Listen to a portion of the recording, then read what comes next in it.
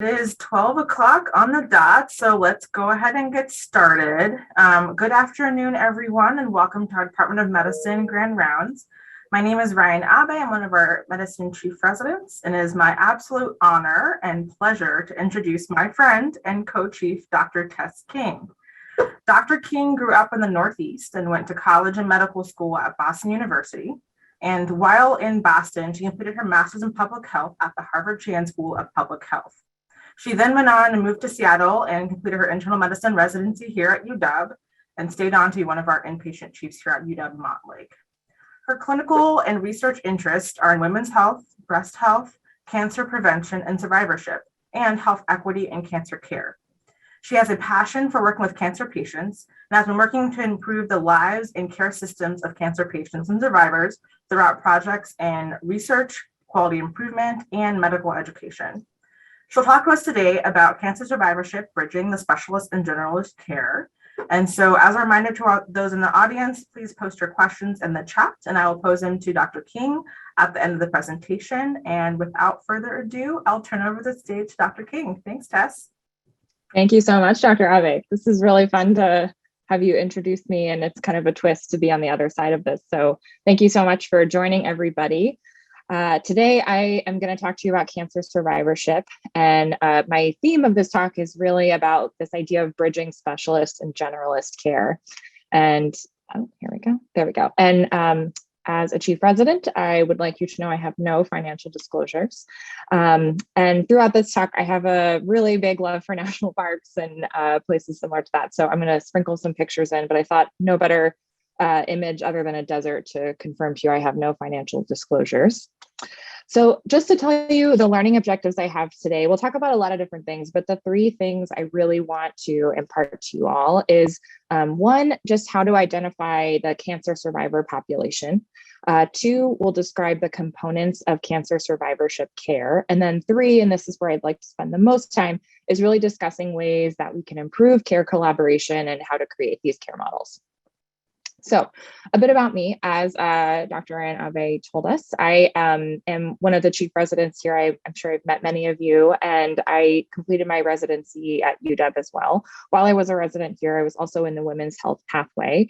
And this work in cancer survivorship has always been a strong passion of mine. It's very personal. My dad is a cancer survivor of multiple myeloma, and he recently hit his 20-year remission mark, which was a really big thing for him and our family. And so this work has always been important to me and something I'm really excited to finally find over the past few years, ways to bridge my career with things that have mattered to me for most of my life. So that's why I'm interested in it. And I think cancer survivorship is still a pretty new topic in the general scope of internal medicine. And so it's not always easily understood or known about what exactly are the concerns or issues within this group. So what is the problem within cancer survivorship? And I'll just give you an update on the current situation. In general, we have been really fortunate that the community of medicine has gotten better and better really quickly at treating cancer. And so our cancer survivors are a super fast growing population, and they have very complex medical needs. This population is about 17, probably more than 17 million cancer survivors at this point. It's predicted to continue growing rapidly. It's a really diverse population. And as we all know from taking care of patients who have a history of cancer, they have a really complex set of needs. They have a lot of physical and mental side effects, require really diverse and frequent monitoring, and it's usually very specific to that person. And of course, there's a lot of emotional adjustments and fear of recurrence that go along with helping these patients transition after treatment. And so when we think about their medical teams in their treatment phase, they have a really high touch, collaborative, cancer expert driven group of people taking care of them. And what's really difficult is that after treatment, survivors face a pretty unclear path, often without a really competent team of support. Sometimes people have good people helping them, but it's pretty common for people to feel like they're a little bit lost. And how did we get here is the next question I think I often ask myself. And I want to bring us back not that long ago to when cancer survivorship really started to become a conversation. And in 1985, there was this reflection piece in the New England Journal of Medicine by a physician, Dr. Fitzhugh Mullen, who wrote about their own experience as both a physician and a cancer patient and survivor. And they really opened this conversation up of how to map the middle ground of survivorship and minimize medical and social hazards after cancer. And this was really 40, 50, 45 years ago. And so in the scope of medicine, not a long time ago, we've come a long way, but we have a lot of ways to go. 15 years later, as our population of cancer survivors grew even more, in 2005, the American Society of Clinical Oncology and Institute of Medicine released this really seminal report called From Cancer Patient to Cancer Survivor, Lost in Transition. And this term, lost in transition, has really kind of caught on to the survivorship group and research. And I think if you do any reading about it, you'll see this phrase a lot. And it's really just this idea that patients get stuck in this lurch where they have this really intensive treatment phase and then kind of get lost moving back to life after cancer. And the goals of this report were to raise awareness of the effects of cancer and its treatments, define survivor quality of care, and then to address policy needs that would be helpful in ensuring that people can access the appropriate care that they need. And so I'm just going to read this one piece from this report. Despite the increases in survivors, primary care physicians often are not extremely familiar with the consequences of cancer and seldom receive explicit guidance from oncologists. Furthermore, the lack of clear evidence from what constitutes best practices contributes to wide variation in care. And so even though this was 15 years ago, I would argue that we are still very much in this space. We've made some progress. There are some great guidelines out there. There's been some really amazing research done, especially at places such as our home SCCA, but we are still in this space where there's a lot of practice variation, not a lot of clear evidence for what the best practices could be in all scopes of this. So we'll dig into some of this today, but I want to focus for this next bit on this idea that PCPs, and I'm just going to broaden that out to internists of any space, are not extremely familiar with the consequences of cancer. And so I'm going to try and give you some sort of familiarity with the consequences of cancer, although I'm sure you're somewhat familiar with some just from practicing at UW. So before we do that, I want to just make sure we are all talking about the same definitions, the same population. So who's in this cancer survivor population? It's a pretty diverse group, and I think that most people think about this group after they've been treated, but the National Cancer Institute really defines someone as a cancer survivor from the time they're diagnosed through the balance of their life. And I think that this is definitely the wise approach, because if we think about the impacts that any of the decisions made during treatment will have on people long-term, I think it can help us have more informed conversations with patients. And just to hit home this fact that this population has really boomed, not even maybe 50 years ago, this population of survivors was under 3 million. We now are over 17 million, which is a ton of growth. And 2/3 of this group are over the age of 65. And so I think that's really important to think about as internists, because as we know, as people advance in age, their medical comorbidities increase as well. And so thinking about how to take care of these patients in a multidisciplinary way is really key. And then looking across our WWMC region here, this is SEER data, but our cancer survivor population in Washington is almost 400,000. So we've got a lot of people that we need to do a good job of taking care of. What kind of cancers do our survivor population, do they have?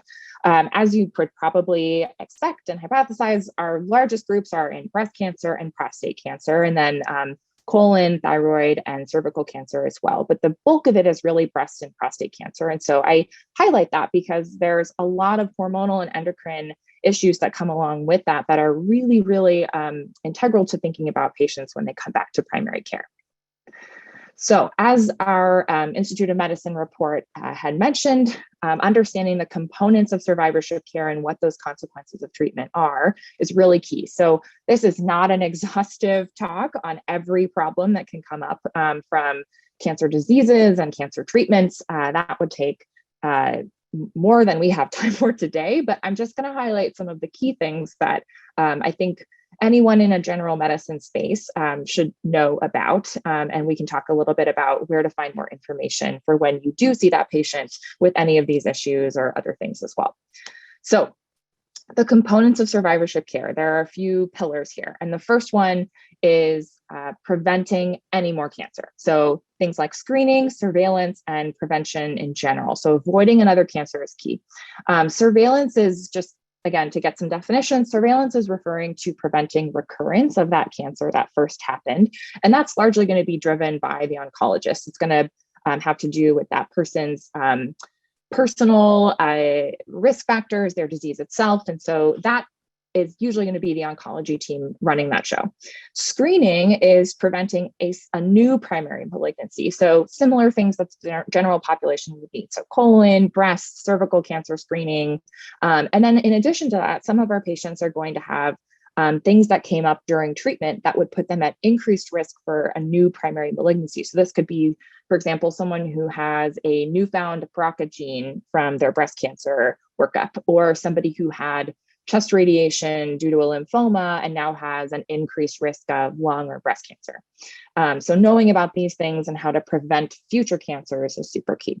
And then prevention in general to reduce their overall cancer risk is also something that we need to think about as physicians with these patients. That's including optimizing health behaviors and making sure that people are adhering to their guidelines, to the guideline therapy, and taking the medications that they need. And there has been research that showed that guideline-directed follow-up does improve when this care is coordinated with primary care. So all the more reason to really think about these patients in a multidisciplinary, collaborative way.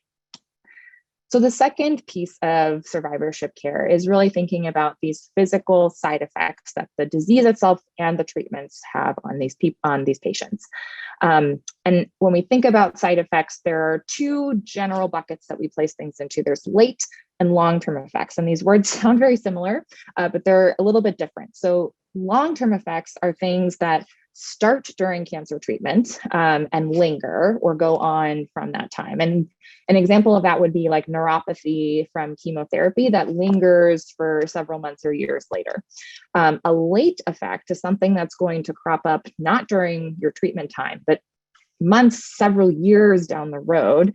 And this could be something like early onset of osteoporosis because somebody has premature menopause after taking hormonal therapy. So I think so much to say that it is important to think about these patients again in this long-term chronic situation, because these things that maybe weren't a part of their treatment time, but could pop up years down the road with a different primary care doctor who's maybe not familiar with their history, is very important to their health. And so why is this population unique to any other group?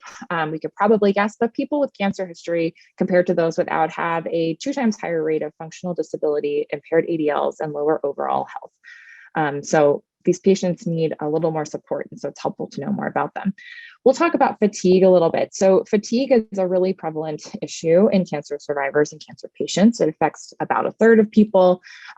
Risk factors are similar to any other group, but depression, chronic pain, multimodal cancer therapy. So if they've had radiation and chemo or surgery and radiation, that can contribute as well. And then any other chronic comorbidity. So there are some oncology guidelines that recommend annually screening for this, and there have been studies showing exercise programs, sleep interventions, and CBT have had some benefit in this patient population. Chronic pain, another one that is very common, and one we can kind of hypothesize why. Neuropathy is usually the most common source of cancer pain, but there are others as well.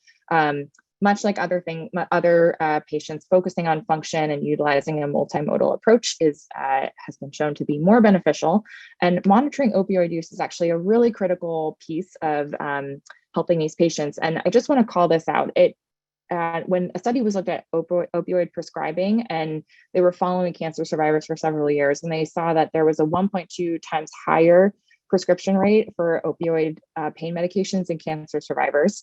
And this wasn't just in the several months after treatment, this persisted even 10 years after their diagnosis. So I'm not saying that we should not be prescribing these things necessarily. It's obviously a case-by-case scenario, but I just want to call it out because I think these patients are at high risk of having substance use issues or just having higher pain issues and demands than other patients. And so I think keeping this in mind and making sure to talk to patients when you see them in clinic about these issues is really key. As I mentioned before, bone health I think I mentioned osteoporosis as an example, but bone health is super key in thinking about the fact that prostate and breast cancer are two of the most prevalent cancers that we see. This is going to be a huge piece for anyone in general medicine. So low bone mineral density is a common side effect of lots of different hormone therapies. So aromatase inhibitors for our breast cancer patients, androgen deprivation for our prostate cancer patients, and then even things like steroids and radiation. And various types of surgeries or ovarian suppression can cause premature menopause and put people at risk of developing osteoporosis earlier in life. So really key to think about that for patients who are maybe 35, 40 years old, and we wouldn't otherwise be thinking about some of the side effects that osteoporosis, that premature menopause or early onset osteoporosis could have for them. Endocrine disorders, I'll just call out, there are a lot of different things that can come up based on the treatments that they've gotten, but thyroid disorders are incredibly common in this patient population, just across the board. And so since fatigue is very common and thyroid is obviously something that we can treat, it's recommended that we screen for thyroid disorder anytime someone with cancer history is presenting with a concern for fatigue. Sexual health is something that is really, really prevalent. Some of our reports range from 40 to 100%. So it's obviously very high. Most people, I would say, have some sort of sexual health issue, but it's really underreported and as a result, really poorly treated. There's a lot of reasons why this comes up in this patient population. For a lot of people, their anatomy has changed after surgery or radiation. They've had hormone therapy, which affects libido and erectile function, vaginal dryness, and then intimacy is impacted by the fact that their appearance has changed, their mood and energy is impacted, their relationships with family is affected by all their treatments. So there's a lot of things going on here. And I think I just want to call this out because it could be really helpful to ask your patients about it, since sometimes people are hesitant to bring it up. There's a lot of other physical effects. And as I said, I don't want to spend the whole talk talking about every single little thing because there really is an exhaustive amount of things that could happen. But just to call out, cognitive changes are also a common thing that people see. Chemo brain is this term that many of you may have heard patients bring up. There's still a lot to be learned and studied about this, but it's definitely a thing if you talk to patients about it. Cardiac toxicity and pulmonary toxicities exist with a lot of different chemos and radiation. So thinking about how any particular treatments that your patient has had may accelerate a risk for heart disease. Patients who have had cancer history are at higher risk and have a higher incidence of not just heart disease, but cardiac risk factors themselves. So they unfortunately get this kind of double hit of both the risk factors and the disease itself. So really key to think about this with your patients. Bowel and bladder dysfunction, lymphedema, premature menopause, and infertility, all things that can happen with patients just based on their history. Infertility is one of those things that I think thinking about patients as survivors from the time of their diagnosis is really useful because your options need to be discussed early. Before treatment rather than after is always better, just to try and get the lay of the land before people have had certain treatments done. And so usually this won't be done by a primary care doctor, but it's just depending on what field you're in, this could be relevant for you. So those were the physical late and long-term effects. And of course, there are also psychosocial side effects that come up as well. So mental health being the biggest thing to think about. Anxiety rates are higher in cancer patients and spouses compared to those without cancer. That's been seen in a couple different studies. And the depression that people have if they do have a history of cancer is associated with, when people have a history of cancer and depression on top, that's associated with worse cancer outcomes. So really important to screen patients for these things and treat them when you can find them. Suicide rates are higher in cancer patients as well. And a fear of recurrence has also been shown to impact how people are following up and if they're following up and staying compliant with their cancer therapy. In one study about mental health and cancer survivors, they were looking at specifically stem cell transplant survivors, but only half of patients who had actual mental health distress received mental health treatment. So it's definitely prevalent and it's definitely undertreated. So this is something that in a general medicine space, we totally can act on and can totally diagnose and treat. So really key to ask people about. Social role adjustment is something that is a really big part of cancer survivorship and cancer treatment and that whole space of time, because people's ability to work and return to work is really impacted by their diagnosis and their therapy. And in a lot of people's cases, their roles at home and roles in their family are really impacted by what they've been going through. So if they're a parent or they're a caregiver, it can be really hard to adjust to a new role at home and a new role in their family. So important to consider these dynamics when you're talking to patients about what kind of help they're getting at home, and how they're doing within their family and their community. And then financial toxicity is, I think, the last of the psychosocial effects that I want to hit on. And there's really some really amazing work that's being done by a research group at the Fred Hutch right now about this specific issue within cancer.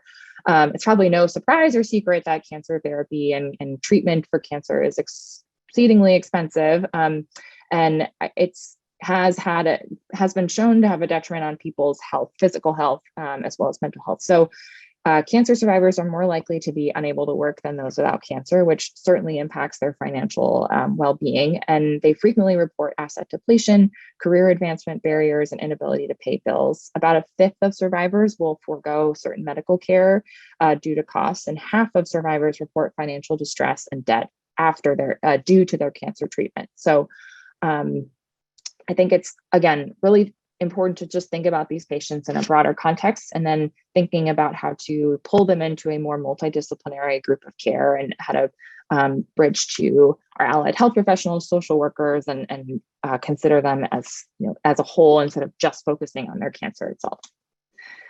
So the next piece after we think about the side effects is really their health behaviors. And this comes into how we think about preventing any other kind of cancer or any other kind of comorbidity as well. So and these are like bread and butter primary care topics. So exercise, diet, and weight. There's increasing evidence that linking obesity to increased risk of cancer diagnosis, recurrence, and early stage mortality. And there's growing research showing that exercise and weight loss during and after treatment itself.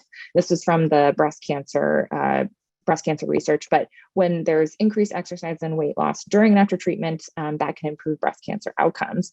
Diet is something that is always hard to study, and there has not been one specific diet perfectly proven to be beneficial for cancer prevention or cancer risk reduction, but thinking about how to tie people into eating healthy from a cardiac perspective is certainly key. And there have been studies that have shown exercise rates increase when it's discussed by the cancer care team. So thinking about that is, and who can be helping to talk about this with patients is really helpful.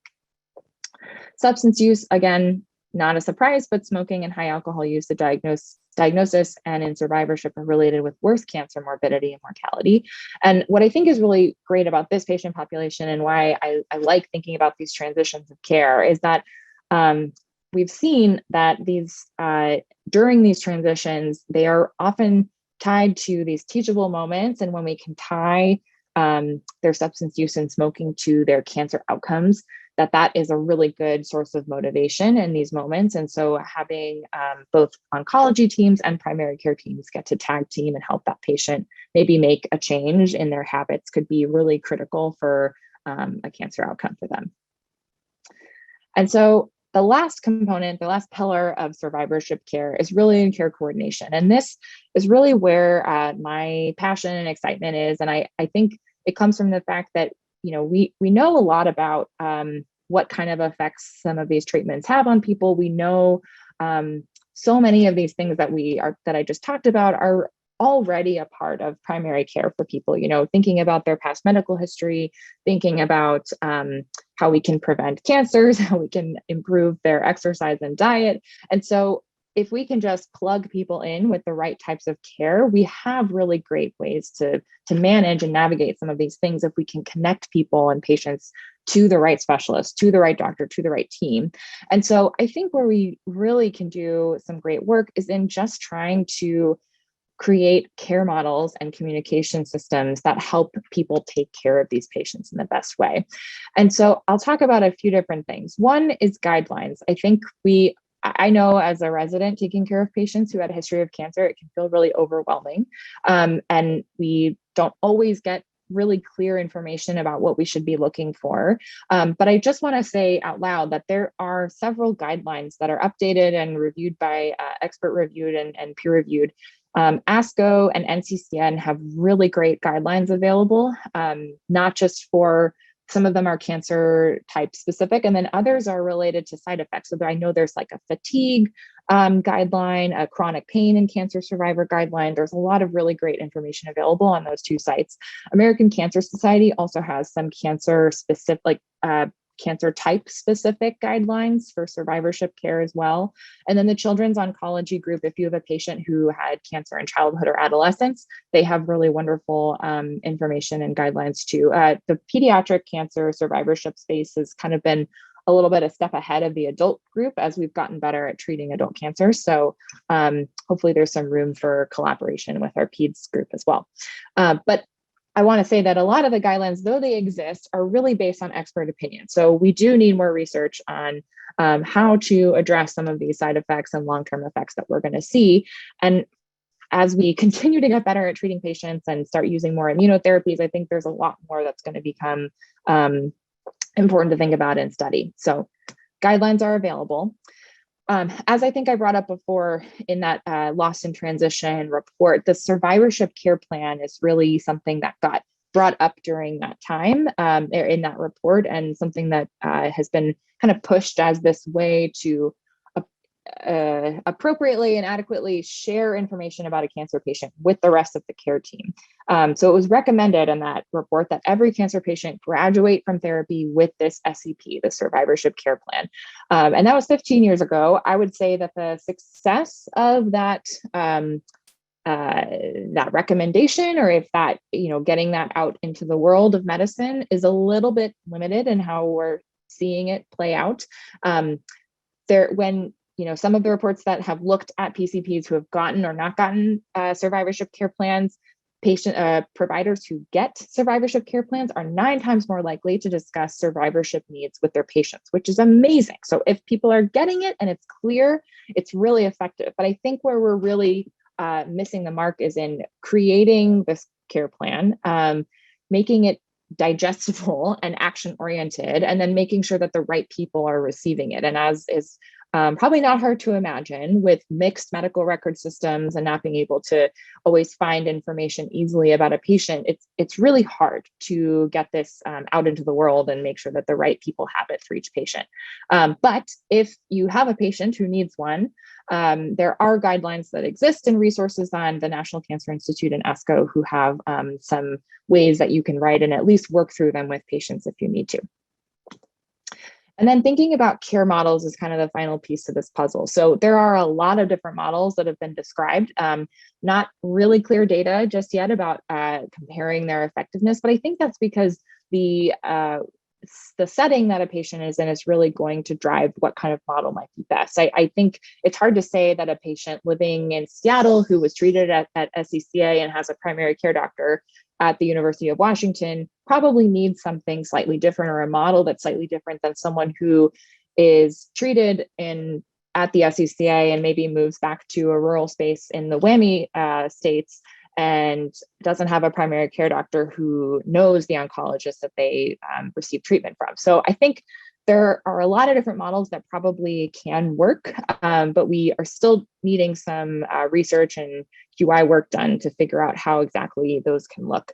I think what is helpful to say, though, is that there are studies that have shown that there is no difference necessarily in cancer outcomes, whether there's an oncologist or a PCP who has skills and expertise in survivorship managing their follow-up. So whoever is managing it, if they are competent at doing so and helping that patient stay up to date on their screening and their surveillance and their medications that they need, then patients do fine either way. It doesn't have a difference. But there are some studies that have shown that what the best outcomes exist is when there's co-management from both primary care and oncology. So marrying the two together and finding a way to improve communication between those two groups, I think, is really the best way forward. And again, cancer care improves with primary care involved in survivorship. And this has been seen in cancer care in several different metrics across the board. So thinking about all of this, my question then that I'm always trying to think about is how can we take better care of our cancer survivor population? So there's a few different directions that have been suggested and that I've come up with after doing a lot of reading and work in this area. And I think that the move toward thinking about cancer as a chronic disease framework is probably where I think we're going to get the best traction. I think much like we think about diabetes or heart failure, where we don't just feel like, okay, we've treated it, we can move on from this, and you no longer need to check in with your care team. We really think about those things as lifelong issues that we are frequently monitoring and checking in with patients about. And I think that's really the way that cancer is moving as well, which in general is a good thing. I think that means that we have patients who are living longer and doing better for many years to come. And so having a care team who can manage them for years forward is really key. Developing a care system that can support not just one person being the one and only person taking care of that patient, but a multidisciplinary care team is also key for these patients because they have a lot of different needs and they're really diverse needs. Improving communication between primary care and oncology has come up time and time again in a lot of different studies and a lot of different assessments of care models. So learning how to improve that communication, whether it's through an EMR or whatever system of care that patient's in, but making it easier for those people to talk is really key.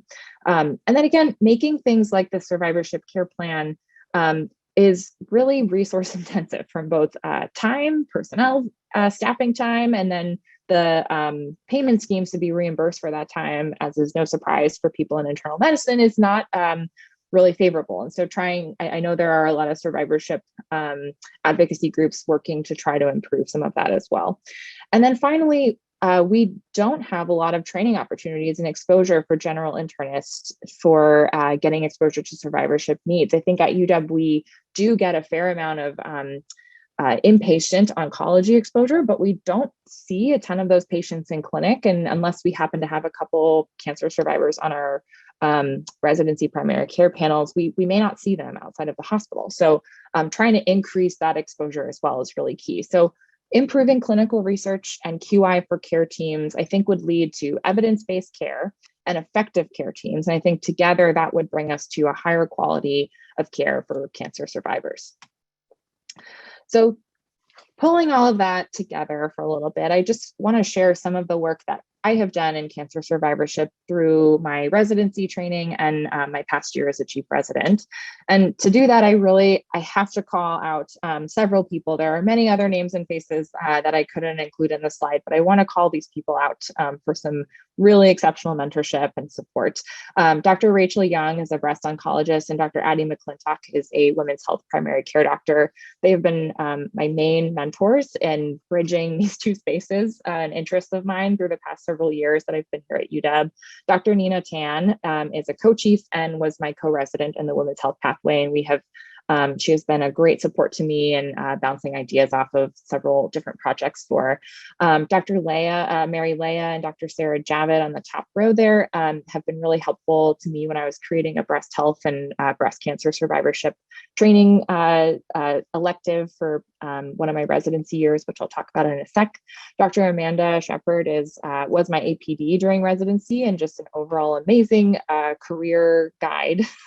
Ken Meyer, who's on the bottom right here, was a great support to me during my I-Core project, which I'll talk about in a minute as well. Dr. Brad Anawalt and Dr. Ken Steinberg, who I'm sure many of you have seen and know well, have been fantastic mentors and career guides to me as well. And Sarah Kalkowski, who's on the bottom right over here, is one of the service line managers in the SCCA breast department. And she has been a phenomenal help and resource in working in quality improvement in the breast division. So I have to call her out. And I can't not mention Kelly Corning and Whitney Harper, who really are staff members in the IM department. And they really go above and beyond for residents, and certainly for me in the past several years, and trying to make sure I had space and time in my training to focus on some of these projects. So thank you, all of you guys. I'm going to talk about a few different projects I've done that are related to survivorship care. And the first was creating a survivorship care resource. And Dr. Rachel Young was a really great mentor and support to helping me write this book chapter in the Oxford textbook of oncology on cancer survivorship and rehabilitation. And I just want to call out that it was, I think it was a little intimidating at first, but I really appreciate that she pushed me to do it, because I think it helped me gain my own confidence and competence in this space, and kind of launched me forward into feeling like I could work in this area and kind of build this space of clinical and research interest of my own. And so from there, I then started working on a quality improvement project for the shared care of breast cancer survivors. And this is really where I was kind of working in between that breast oncology and primary care space. And we were able to present this work that I'll talk about at the Washington chapter of ACP last year. And so this project, we were really focusing on our breast cancer population at UW specifically. And just to give you some idea of numbers, there are 3.6 million breast cancer patients in the US and 7,000 new breast cancer patients in Washington every year. So this is a big group of people.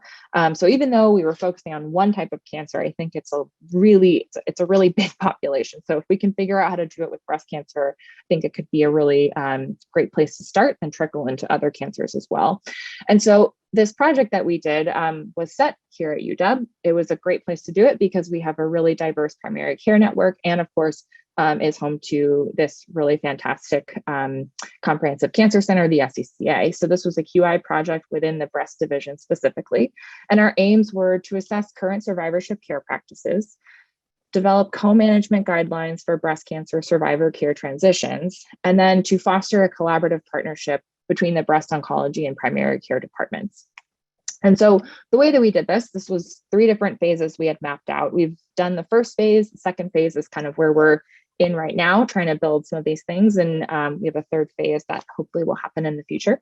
But the first phase was really these qualitative interviews. And so I did interviews with several different providers, explored patient handoffs, shared care challenges, survivorship education, and how people use patient records to find this survivorship information.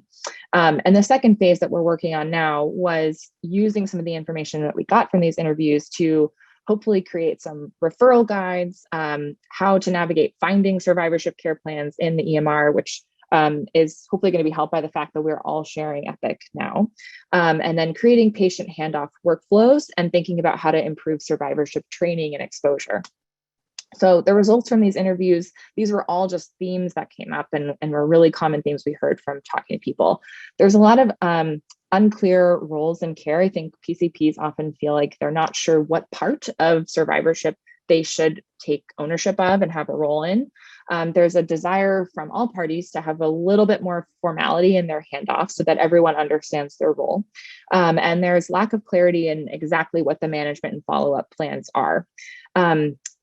A lot of people felt like they had not really ever seen or heard much about survivorship. So training in that space is really limited. And this is from people at UW who have, who have been in this area and around SCCA for a long time. So as I've mentioned with the survivorship care plans, I think we kind of expected that because a lot of patients have them, a lot of people, especially throughout the UW group, would have seen them, but really very few PCPs we talked to had ever received one or knew that they had ever been handed, or not handed one, but given access to one in a patient's chart. So our conclusion from this was that there's definitely an institutional need for improved communication and role clarity in survivorship for breast cancer patients. Let's just solve that together. So as we've been working on some of these things, I think as a resident myself at the time, I really started to think about how we could expose more people in not just someone like myself who's really interested in survivorship, but really thinking about people who are going to be in general medicine. How do we get them more exposure to these cancer patients?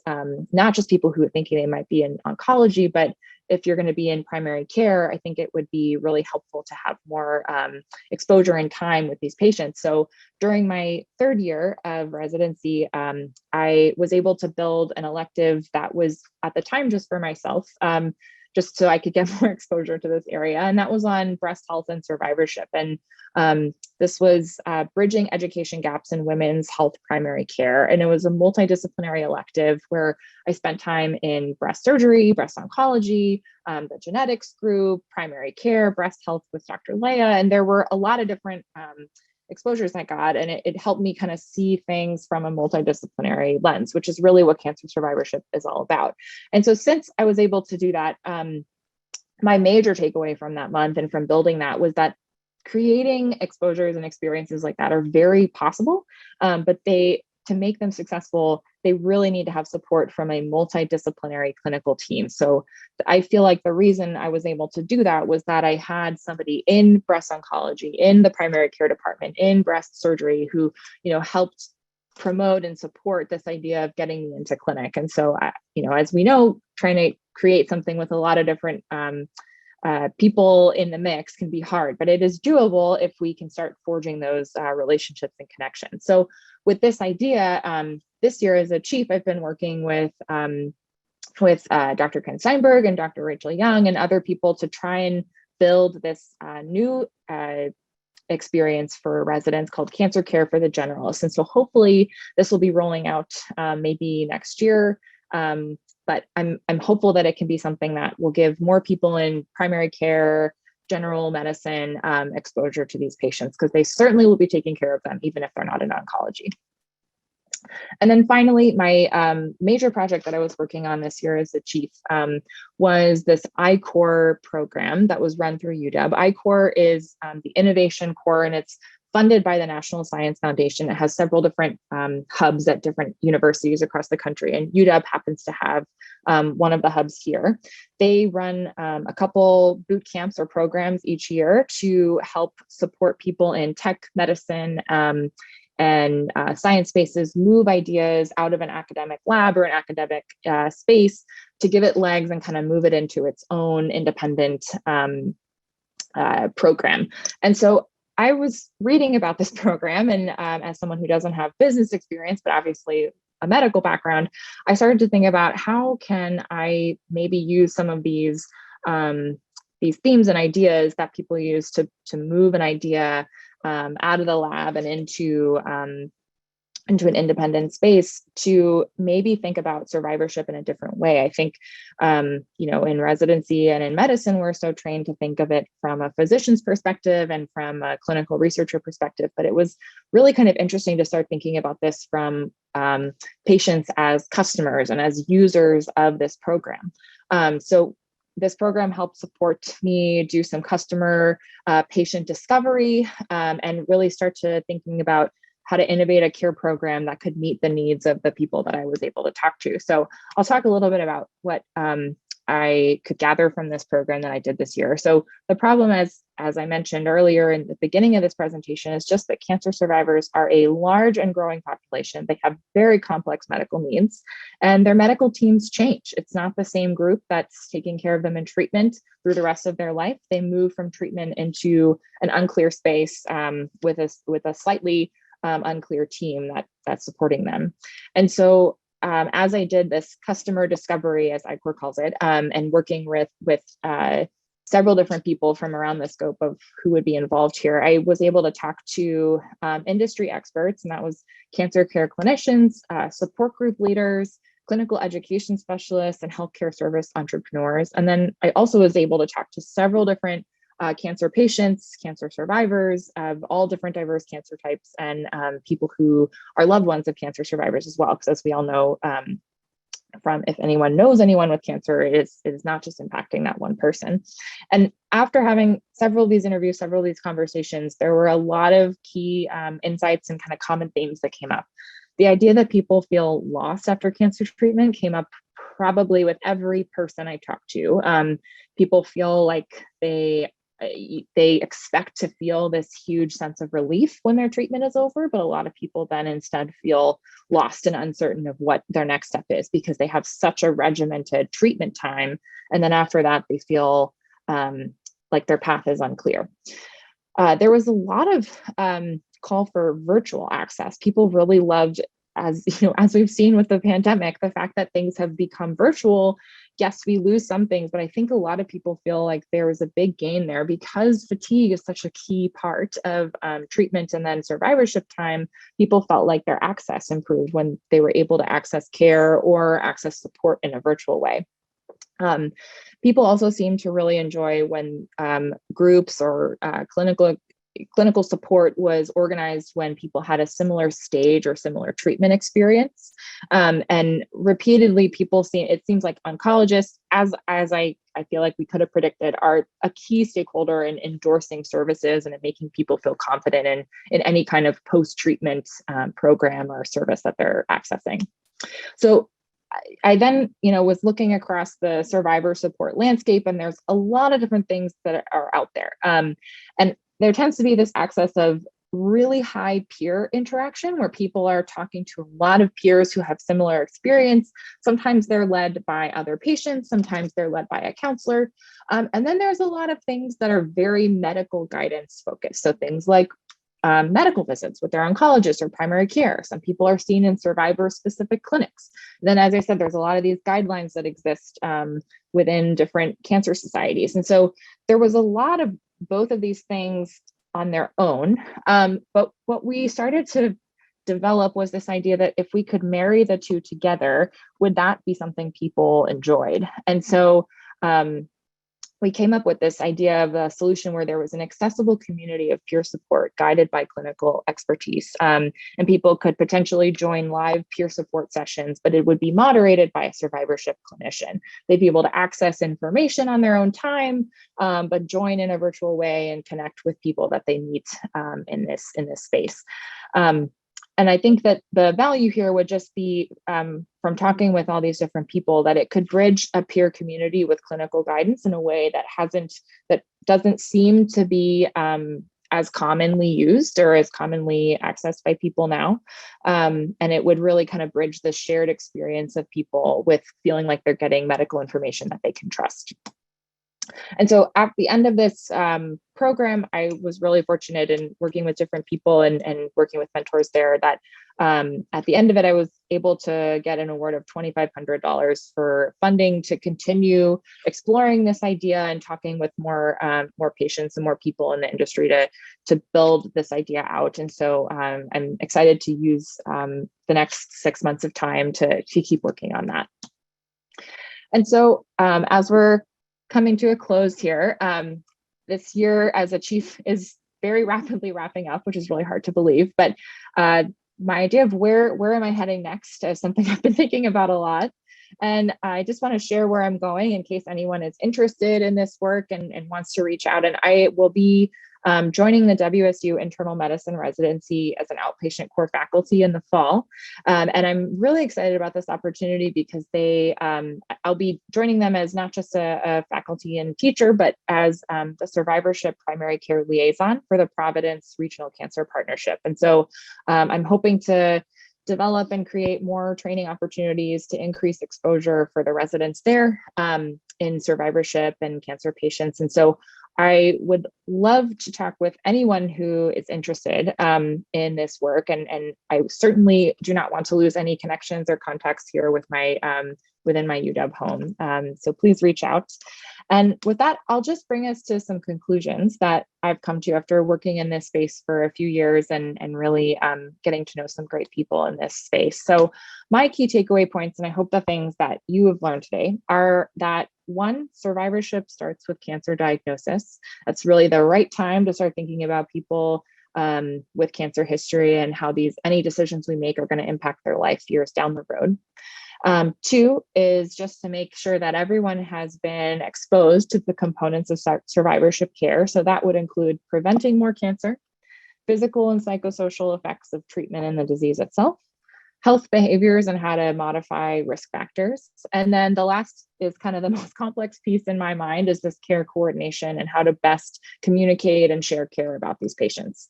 And the last thing will be my charge for each of you listening is to hopefully think about the fact that multidisciplinary communication and role clarity are critical for this group. And I would imagine probably not just for cancer survivors, but for any patient with a complex list of comorbidities in their health history. So no matter what department or division or group you work with, I think we can all start to have better conversations about how to improve our communication in our own department, our clinic, our system that we work within. And so hopefully this can maybe be the seed that starts some conversations to improve the way we talk with our colleagues about patients. So thank you so much. I've included my non-UW email here since I know my UW email will only be functional for another month or so, which is really crazy to think about. But please do reach out. I really love this this topic and this patient population. So if anything interests you here, I would love to talk with you more. And with that, I have plenty of references I can share if anyone's interested. But I will pause and see if we have any questions. Amazing, Tess. Thank you so much for some really important talk. And we are so sad to see you leave the UW, but WSU is so lucky to have you. For our audience members, we have about 10 minutes left in our hour for questions, so please post them in the chat. There's a comment here, Tess, that's about sort of decentralization of medical care in general and how that makes it really hard for cancer survivors to sort of access care, especially if there isn't a PCP who's assigned to a patient. Just wondering if you can comment on that. They also make a comment about sort of virtual solutions not being suited to people who have elderly loved ones or cancer survivors who want that in-person interaction. Yeah, okay, great. There's a lot of things there. So I think I'll start with, I think you were saying there was a question about decentralizing this idea of, I think that cancer care is really centralized to, we kind of have these like hubs in academic centers and urban centers. And that is totally true. And I think that that's part of what makes this really challenging, right? Like people are coming to often away from home and away from where their home PCP or their home community is to get treatment, and then return to a space where they maybe don't have a PCP that's super familiar with the type of care that they received. And so I think that is absolutely part of the problem, but I think it's not so much a problem as much as I think it's just part of how we have to develop the solutions. I think that the way we collaborate care in a place like UW is going to be different from how we think about patients who are returning to a rural environment or returning to a place or a home that maybe doesn't have internet access and can't access virtual methods. And so, I think that it's probably unlikely that we're going to quickly decentralize a lot of these like academic cancer centers, but there is a ton of community cancer care that happens outside of these major urban hubs. And so I think that there are good systems of care that exist. We just have to be better at trying to communicate about what works. And when people do return home, try to make sure that they go home with really clear information and guidelines that they can give their PCP, and try to open the lines of communication so that PCPs in, not connected to places like UW are able to, be able to communicate with oncologists in some of these bigger spaces. I hope that answered that question. And then I think, Ryan, you mentioned the idea of people not having access to virtual care, which I think is a really great point. And I want to say that I don't think that, again, there is any like one size fits all answer. I think there've been several studies and ways that people have tried to look at like, what is the best way to provide this care? And I just think that because people live in different spaces and places, there's not ever going to be one option that's best. I think when I've talked about virtual care ideas with people, some people love it. And then some people there have been actually, I think it was in Tennessee, but some group connected to Vanderbilt, I want to say, did a study about creating telemedicine survivorship care for people. And this was like before the pandemic even happened. So it was kind of a thing that people were starting to think about before telemedicine became as accessible as it is now. And I think that there was kind of a surprising finding that more people liked and enjoyed it than was expected. And so it could just be something that we can try and work on. And again, some people are not going to enjoy it and may want an in-person option. And if that's the case, then I think trying to, at the same time in parallel, work on having more primary care doctors, more general medicine people be exposed to this and be able to work with patients in person as well is super key. Yeah, absolutely. Another sort of thing I was thinking about too, as you were talking, Tess, is as a future hospitalist, this is kind of tying back to the having some patients who don't have PCPs. Are there any opportunities you can think of for distance of care from the inpatient setting where patients are captured potentially for maybe complications of cancer treatment, or even after for other unrelated reasons, that we can kind of be better about connecting patients to care?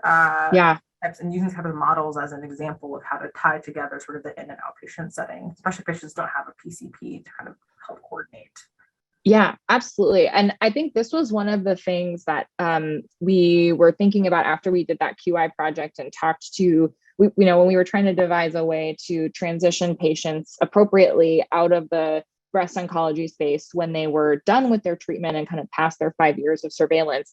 How do we get them to a place where they're well taken care of by a PCP? And just like you said, a lot of people didn't have a PCP before cancer or lost touch with their PCP while they had their treatment. And so one of the things that the group at UW was doing was trying to create trying to do two things. One was create a network of people who had an interest in taking care of cancer patients. And, I think many PCPs kind of have special interests and patient groups that they're, a little more have affinity to. And so if we could have, as an institution, a little more centralized way of knowing who those people are.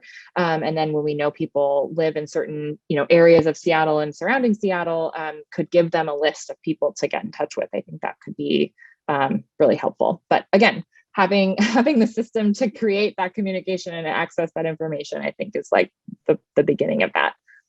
Yeah, absolutely. Well, we've got 5 minutes left. I will open the floor up again to the audience for any additional questions for Dr. King here today. And if there are no further questions, we can absolutely end a couple of minutes early and get on with our long weekends. Yeah, slide into Memorial Day weekend. Lots of accolades in the chat for you, Tess. So fantastic. Thank you. Thank you so much, everyone. It was great to be a speaker, and I'm excited to moderate with you next week, Ryan. Sounds great. Well, everyone, we'll go ahead and end there and have a great week-long weekend, and we'll see you all next week for Grand Rounds. Take care. Bye.